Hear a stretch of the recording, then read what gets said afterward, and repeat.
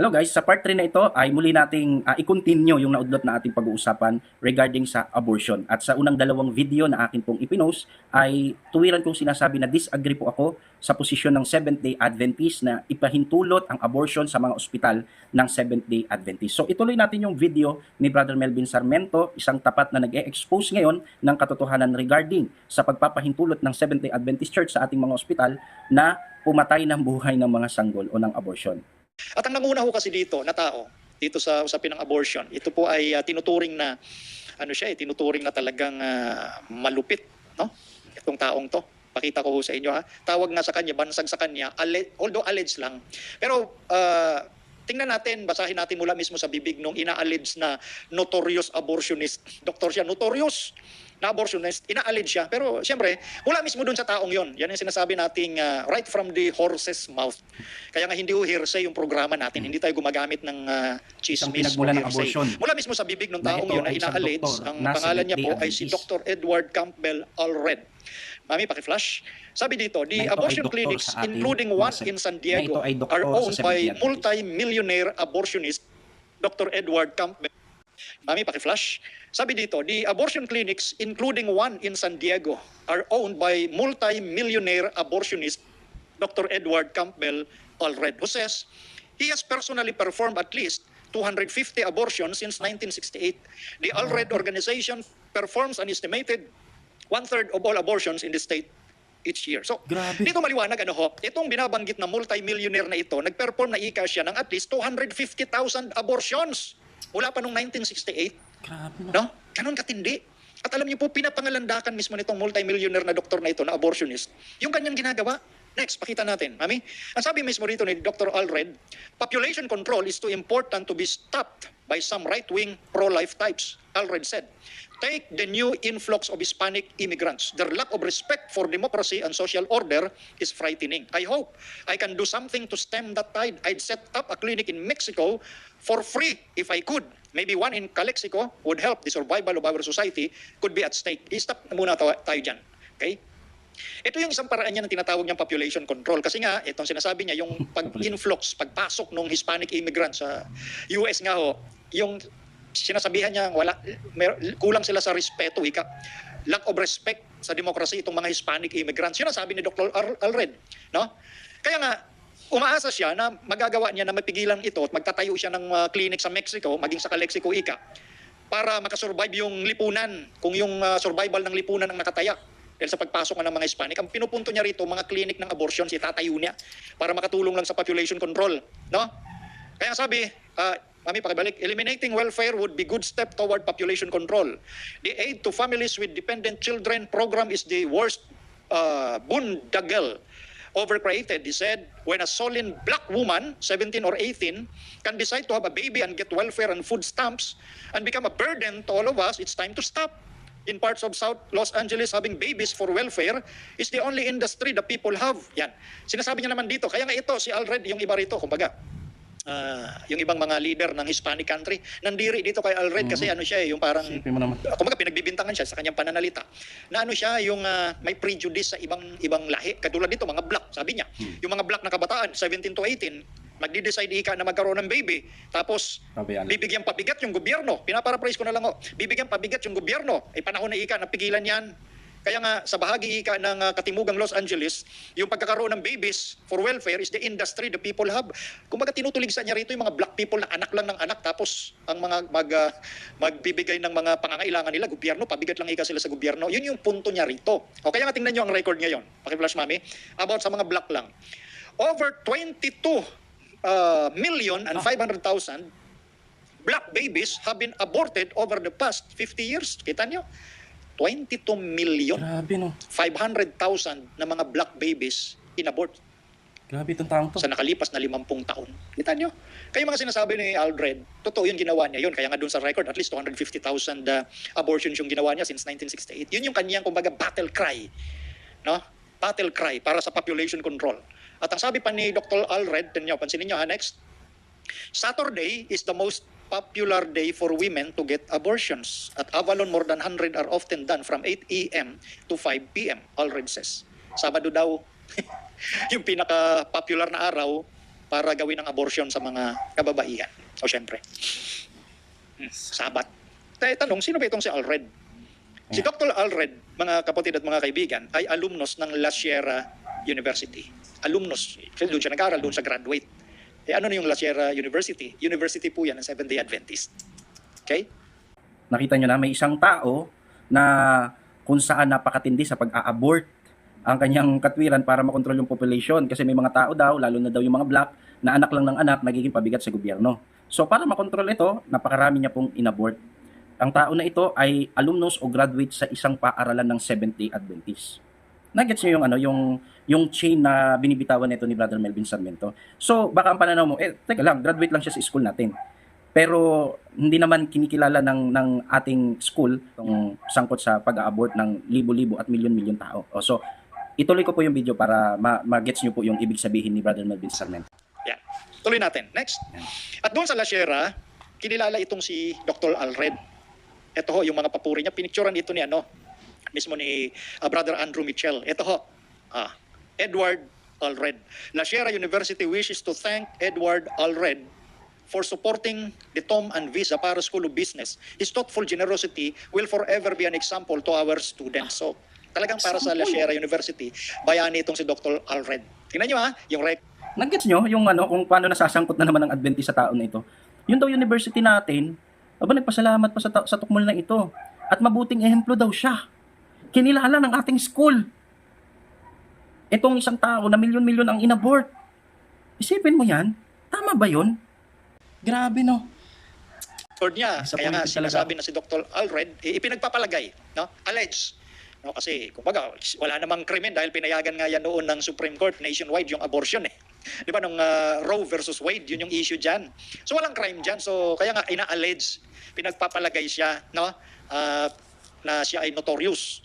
Kung usapin ay abortion, notorious siya kasi can you imagine 250,000 na ginawa niyang abortion mula noong 1968. And then siya ay ginawang halimbawa ng La Sierra University na alalahanin siya sa kanyang mabuting halimbawa sa mga estudyante. Isipin mo yan. Ganun ang pagkilala sa kanya. Abortionist at itinuring na Bayan. para alalahanin siya Bayan. na siya'y mabuti, no? Mabuting halimbawa sa mga kabataan. Nasana yung nasana yung logical thinking, no? Yan ho ang nawawala na ho ngayon, mga kapatid. Kaya nga ito sinasagot natin dito at pinapakita natin yung mga totoong mga nagaganap. Ito pa, next mami, ito sa hall mismo ito ng La Sierra University, ito yung mga ambassador doon. Kasama dyan si Dr. Edward Alred, yan po yung naka-arrow ng yelo. Nakikita ninyo, yan, pinicturan mismo ni Brother Andrew Mitchell yan. Kasi yung millionaire ito nagbibigay ito ng pondo, hindi lang sa La Sierra University. No? Next, ito yung report naman ng ibang mga babasahin. Adventist University names new center for alleged notorious abortionist. Yan ang tinutukoy dyan, si Alred nga. At nabanggit nga yung ating university ho dyan, at yan nga po yung La Sierra Kaya nga sa bahaging baba, a prominent Seventh-day Adventist University in California is under fire. Mainit. Painit yung naging sitwasyon kasi mabigat na issue ito Kaya ho, di ba, yung maraming mga denomination, mga Christians, lalo na yung Roman Catholic, ay against dyan sa abortion. Bakit ang Adventist okay sa abortion? Yan kaya hindi po nakatago ho ito. Kaya yung sinasabi natin na ng iba na, huwag natin pag-usapan yan. Kaso tanong ho kasi, pasensya na ho dun sa iba, tanong ho kasi ito at hindi ho ako namimili ng tanong na sasagutin ho kasi rito. At yung mga sagot ko naman, nandiyan, nakikita nyo naman yung mga documents. Next, mami, ito pa. Hospital spokesman Reg Borges said the Seventh-day Adventist Church does not condemn abortion and abortions aren't just performed willy-nilly at the hospital. So, eto sa mga ibang mga pahayagan, yung isang spokesman ng Adventist na binanggit yung pangalan dito ay hindi kinukundina nga yung abortion. So, ang killing ng church, abortion. Dahil nga dyan, sa pinagpasyahan sa General Conference Executive Committee. Kaya nga hindi na pinarating doon sa in-session Next, ito pa yung record mula noong 1968. Abortions at White Memorial. Ito yung hospital natin sa Hawaii. No? Noong 1968, 3 lang na abortion ang kinandak. Noong 1969, 12 na. Noong 1970, 79 na. So, true percentage, next mami, lumalabas, 558% ang itinaas. 1970 pa lang yan. Grabe no. Ito. Talagang reliable source po ito. Itong pinag-uusapan po natin regarding abortion, talagang reality. Hindi pa tayo mga Seventh-day Adventist, nangyayari na pala talaga ito, nagsisirculate na ito. Again, mahigit 3 taon ko na itong pinag-aaralan at hindi kagad ako nagbibigay ng konklusyon until sa oras na ito. Pero dito nga, dahil sa video ni Brother Melvin Sarmiento, kasi meron din ako mga sariling sources at halos kapareho ng mga sources ni Brother Melvin Sarmiento at nagpapakita na tama yung nagiging konklusyon ko na ang Seventh-day Adventist talagang pro sa abortion.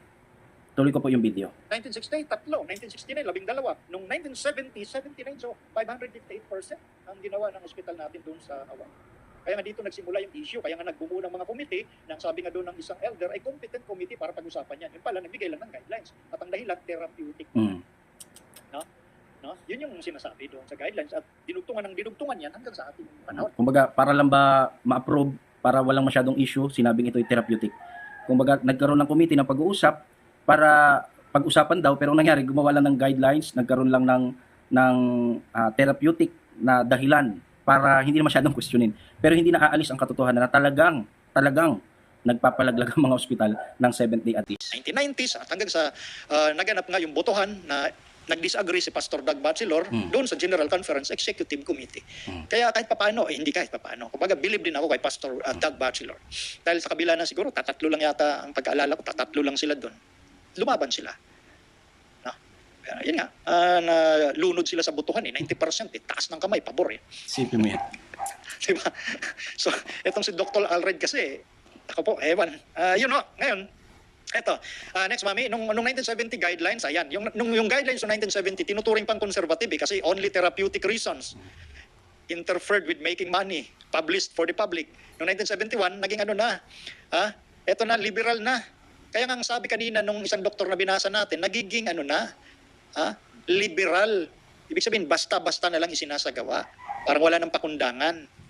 Doon sa isa kong nabasa, doon sa mayroon kasing libro yan, Adventist History on Abortion, noon pang 1970s din, sa pagkaalala ko. Yung libro na yon, nakarecord lahat doon yung mga usapan ng ating mga opisyales. Binasa ko po yun at ang naalala ko doon sa pangyayari sa Hawaii, kasi meron doon mga ibang doktor na hindi Adventist doon sa White Hospital. No? At kung hindi daw natin isasagawa yung at least therapeutic abortion, aalis yung mga doktor na yon doon sa ospital. Sa iba isasagawa yung abortion. Pera, putik. Yun yung isa kong nabasa doon. So, bahala na kayo mag-isip kung anong ibig sabihin nun. Baka umalis sila, hindi na isasagawa yung, di ba? Kaya ang sinasabi rito, making money. Okay? Kaya noong 1971, liberal abortions on demand, making money, murder for hire, yun ang naging dating. Di ba? Kaya yan, again, wag mong masaktan ng sino mang mga kapatid natin kasi pinapakita lang natin kung anong nangyayari. And then, ang gagawin nyo, pag-pray ho natin na magising yung mga nangunguna sa atin dyan. Although, So, ayun po, napanood nyo po at napakinggan yung pong pagsisiwalat ni Brother Melvin Sarmiento.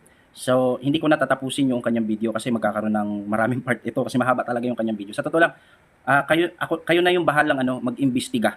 Panoorin nyo yung kabuuan ng kanyang video, mas mabibigat yung kanyang referensya at ipapakita niya na against ang mga pioneer po natin sa ginagawa ngayon ng Seventh-day Adventist regarding sa pagpapahintulot sa abortion. Yan. At dito, gusto kong idiin sa inyo na hindi to ginawa ni Brother Melvin Sarmiento para atakihin ang Seventh-day Adventist. Tapat lang talaga siya na nag-expose. So, napili ko itong video na ito kasi nga po meron po akong isinasagawang pag-aaral na regarding sa stand ng Seventh-day Adventist about abortion. Mahigit 3 taon ko na po itong pinag-aaralan. Isipin nyo, ganun katagal. Ganun ako naging fair sa Seventh-day Adventist. Bakit? Hindi kagad ako nag-conclude. Hindi. Mahabang pag-aaral at marami akong referensya na pinanghahawakan. At based dito sa video na ito ni Brother Melvin Sarmiento, nagkakapareho yung aming conclusion. Kaya hindi pwedeng sabihin ng isang tao na, oy, ako'y naninira lang sa Seventh-day Adventist. Teka muna, baka hindi mo naririnig yung sinasabi mo.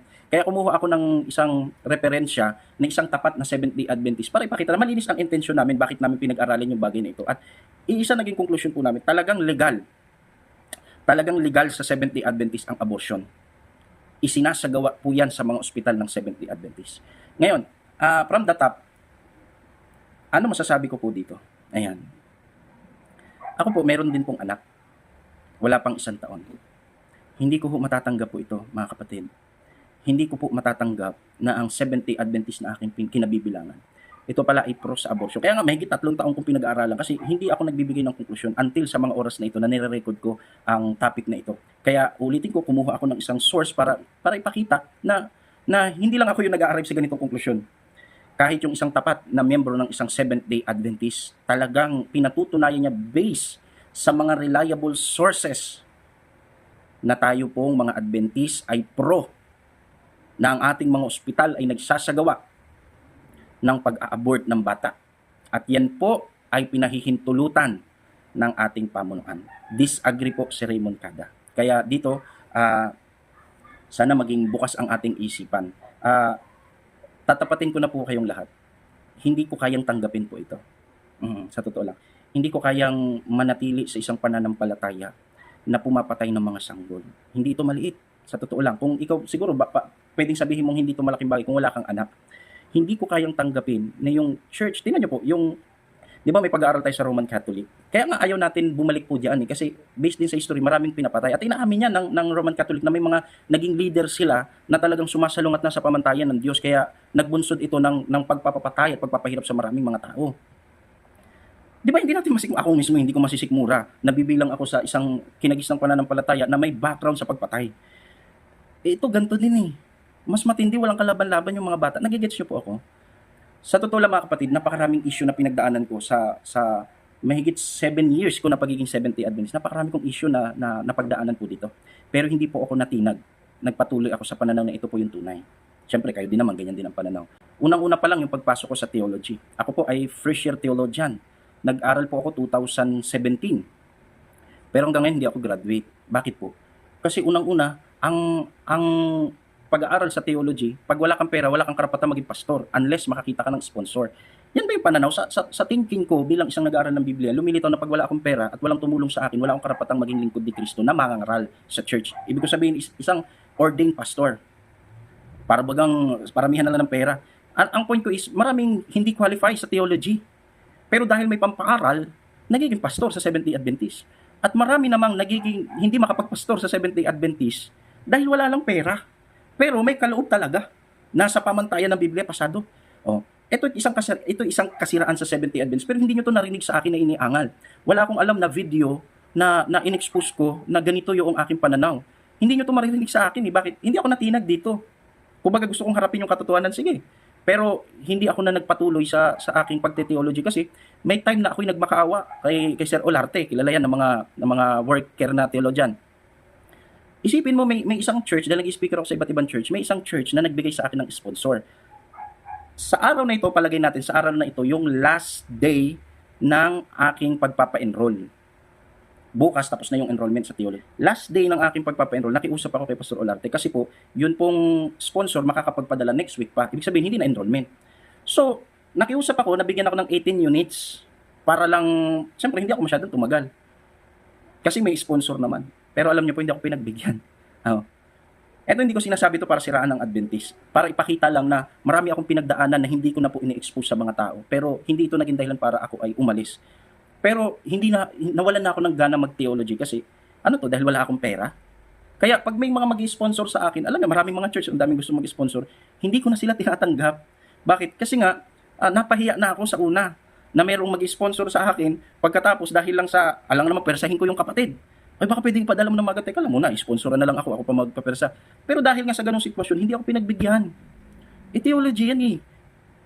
Kung tutuusin, ito na yung linya ko. Pero nahadlangan sa kakapusan ko ng salapi yung aking pag-aaral. Kaya nawalan ho ako ng gana at hindi ko talaga na ipinagpatuloy. May mga time na gusto kong magbalik, mag-aral ulit ng theology, at yan ay itinetestimony ko sa mga church na aking napupuntahan. Pero nangingibabaw talaga sa aking puso yung nangyari na yun. Kaya hindi na ako halos tumatanggap ng sponsor talaga. Kung ako lang ay magiging mukhang pera, sabi na iba, nag-Adventist lang para magkapera. Kung tutuusin, ang daming gustong mag-sponsor sa akin. Kung pera at pera lang ang laban, napakadaling tanggapin. Pero tingnan nyo po, hindi ko tinatanggap yung mga bagay na yan kasi nga nakita ko mali yung proseso sa pagtanggap ng theologian. Pero hindi ako natisod dito. Nagpatuloy ako bilang Adventist. Again, defender pa nga ako eh. Ano pa? Yung issue ng dalawang magkaibigan. Yung isa nating miyembro, yung mentor ko pa na umalis sa Adventist, yung best friend niya na kinikilala sa ating church bilang isang magaling na defender, nag-away itong dalawang ito. Tapos ginamit yung aking message, misinterpret. Isipin mo, defender at saka dating defender, nagtalo itong dalawang magkaibigan, dinamay pa ako. Halos matisod-tisod ako dito eh kasi itong mga mentor ko ito. O, mga mentor ko ito yung talagang kinukuhaan ko ng source at lakas sa aking pananampalataya. Siyempre, sa Diyos pa rin tayo kumukuha ng pananampalataya at lakas. Pero may sinusundan tayo eh. Ito yung mga tinitingala ko sa church. At hindi naman ako sa tao nakatingin. Pero hindi natin maalis ang katotohanan. Malaki yung kaugnayan ng dalawang ito sa akin. Pero tingnan nyo, ginamit ito para ako'y siraan. O, pero ang tanong, umalis ba ako sa Seventh-day Adventist? Hindi, nagpatuloy ako. At nagkaroon pa ako ng pagde-defend o debate sa iba't ibang pananampalataya para ipakita na ako'y tunay na Seventh-day Adventist. Ako'y defender. Mahal ko ang Seventh-day Adventist. Napakaraming issue na hinarap ko sa Seventh-day Adventist pero hindi ito nakapagpaalis sa akin. Pero itong issue na ito about sa abortion, grabe, hindi ko kaya po ito. Dadaling ko po ito sa konsensya ko habang buhay. Hindi ko matanggap na ang ating church pinahihintulot sa mga ospital ang pag-abort. At kinuha kong source si Brother Melvin Sarmiento para ipakita ng isang tapat na Seventh-day Adventist, siya mismo, batay sa mga reliable source na kanyang nakalap, ay talagang ang Adventist pro sa abortion. No? Sa akin po mga kapatid, hindi ko kayang magpatuloy sa ganitong pananampalataya. Hindi ko kayang magpatuloy sa isang relihiyon na pabor sa pagpatay ng walang kalaban-laban na sanggol. Sana maintindihan niyo ako at wag ho kayong magalit sa akin. Dahil mahal na mahal ko ang Seventh-day Adventist. Nga lamang, hindi kaya ng konsensya ko. Pagbabayaran natin to sa Panginoon, dito pa lang, natalo na tayo sa laban. Dito pa lang, yung pagwawalang bahala natin dito, talo na tayo sa laban sa ganitong bagay. So mga kapatid, gagawa pa po ako ng isang video, huling video ko na related sa Seventh-day Adventist. At dito po ay pagpapasyahan ko kung ako po ay magpapatuloy pa bilang isang Seventh-day Adventist or ako'y hihinto na bilang isang miyembro. Kasi po hindi matanggap ng aking konsensya. At hindi ito pinag-aralan ko lang kahapon. Hindi ho, mahigit 3 taon ko na po itong pinag-aaralan. At tama po yung aking naging pagsusuri ng Adventist. Talagang pinapayagan nila sa ating mga ospital ang mga hindi makatwira na pag-aabort. So, sa susunod na video na ilalabas ko, syempre hindi ganun kadali. Isama niyo po ako sa prayer. Pag-iisipan ko po itong maigi. Pag nanaig yung aking pananaw na hayaan na lang ang issue na ito, manatili akong Seventh-day Adventist, is sasabihin ko po yun sa aking video. Pero pag nanaig yung aking puso, yung aking konsensya, kasi ang inisip ko dito yung anak ko. Ayoko na mapabilang yung anak ko sa isang church na pinapayagang patayin yung mga kagaya niya. Hindi ako papayag ho sa ganun. Pasensya na ho kayo. Wala ho akong tinatapakan ng miyembro. Wala ho akong tinatapakan na kahit sino. Ang pinupoint ko dito is yung hindi ko matanggap na yung posisyon ng Adventist, pinapayagan ang abortion sa church. Kung sa kabila ng aking gagawing pananalangin is manaig pa rin sa aking damdamin ang pag-disagree sa ating church na pinapayagan ng abortion, pasensya na mga kapatid. Ako po hindi na makapagpapatuloy sa ating pananampalataya. So, sama niyo po ako sa prayer, pag-iisipan ko po na maigi ang lahat ng bagay na ito. Pagpalain ka, Seventh-day Adventist, sa Diyos po ang kapurihan.